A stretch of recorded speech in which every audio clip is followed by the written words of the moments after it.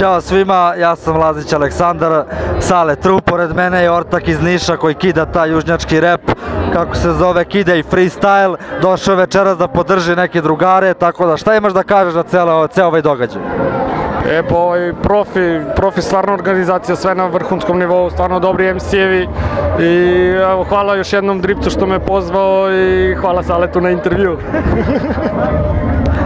Nego, šta ti misliš generalno sada o našoj sceni celoj? O našoj ceni na sceni celoj? Samo celoj? Ne, Sale Tru najbolji, stvarno. Ali Sale Tru najbolji. Njega jedino poštujem. Ali je ružan, ono? Pa dosta. Ružan, da. Šalim se, brate, nije najlepši čovjek. Lokova. Najlepšu basiviciju iza reljeka.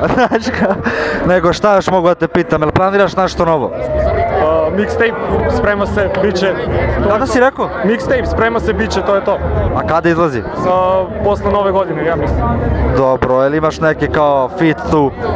Pa bit će dosta gostiju, ne znam, neću sad da otkrivamo ono da bude zanimljivije, ali ono što ste čuli do sad, Mikey P, Can't Wait, Lubeni i još dosta njih, radit ćemo. Dobro, i generalno, šta još mogu da te pitam? Generalno, šta misliš o javnom prevozu, ali tako? Sramota, bre, sramota. Šta misliš o Đilasu?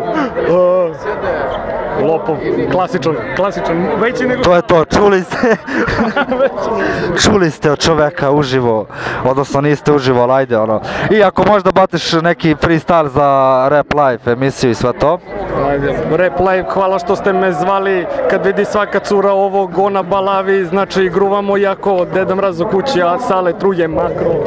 Opa, nemoj, čuće me riba, bro, odnosno čućete riba, bro. Hvala ljudi još što ste pogledali i ćao, zdravo. Evo ga sad.